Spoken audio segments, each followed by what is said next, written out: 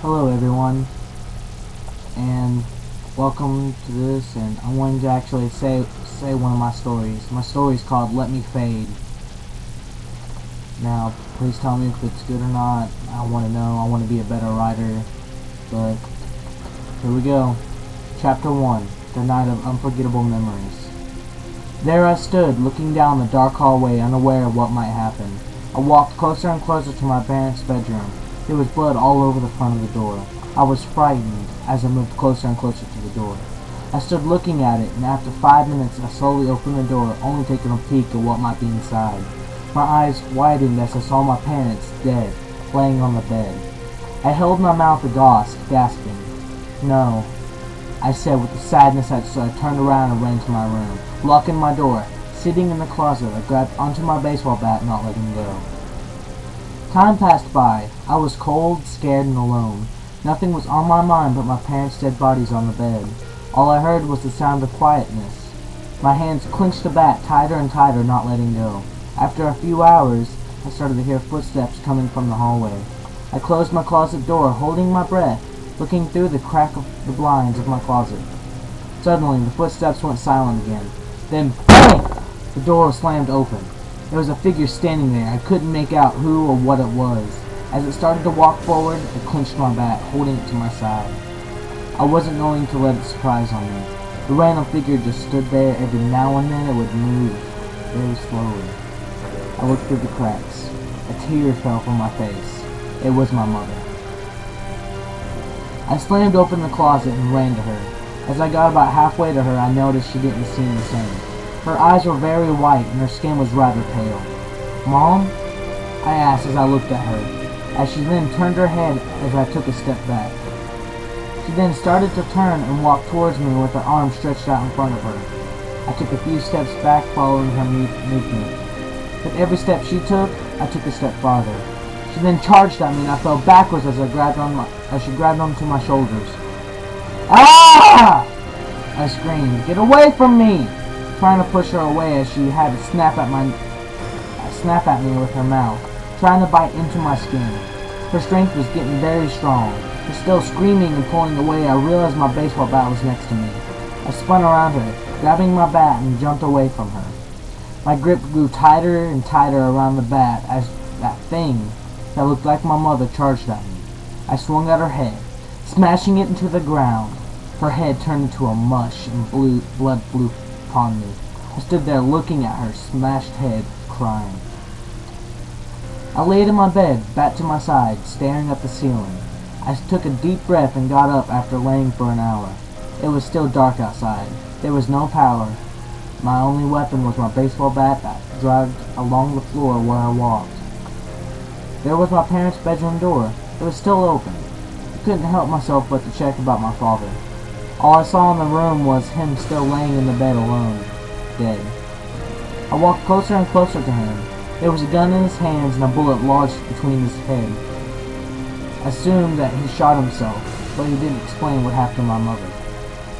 Why was she dead, yet alive? These questions were running through my mind, one after another. I sat next to my dad looking at him, then looking at the gun. Picked up the gun. It was a 6-shot revolver, and it had 4 shots left in it. Should I? I wondered as I put the gun to my head. I kept thinking if I should stay alive or die. Time passed by, still holding the gun onto my head. I shed a few tears.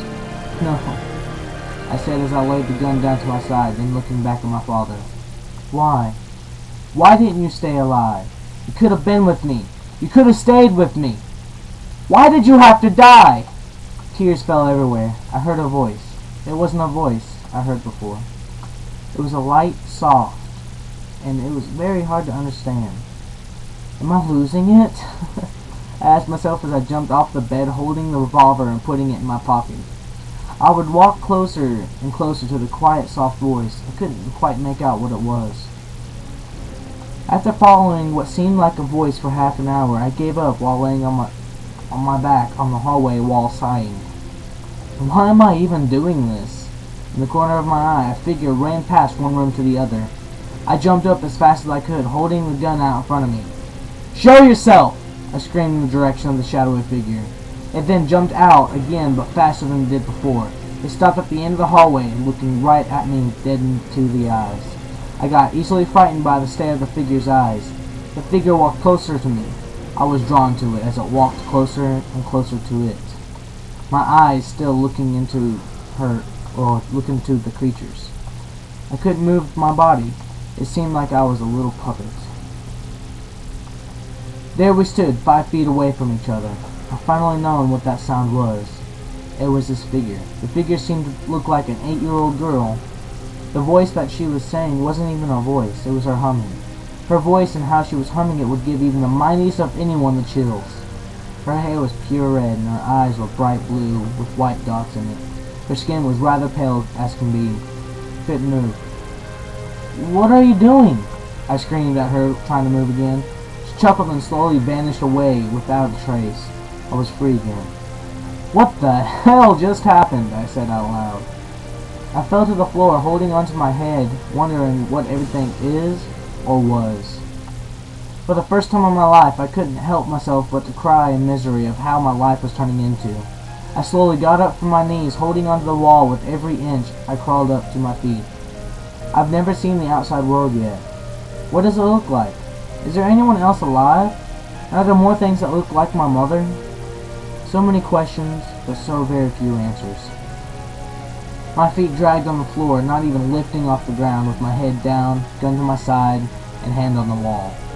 The window was in my sight. I could not stop myself at all. There was a part of me that wanted to see what the outside world looked like, but another part of me was afraid to find out what it did look like. The window seemed to be turning. Am I losing it? I chuckled. In the moment of time I reached the window, looking out to see what was out there. My forehead tapped the window. My tears fell onto the ledge and dripped onto the floor. The outside world was too horrible to comprehend.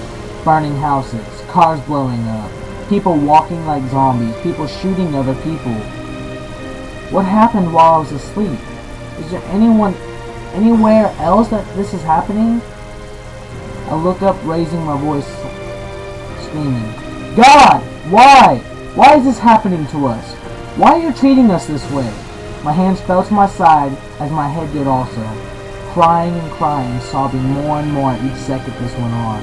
I could not help but to keep myself bearable at that moment. Now, that's all I've gotten so far. Please tell me if you like it, if I need to mess up. I know I've messed up a few times on that. I'll usually fix it up. My voice isn't that good. I'm not that great of a publisher either.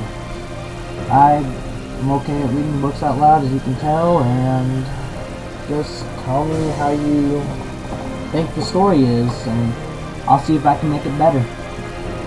And if you actually can give me some ideas, that would be even perfect.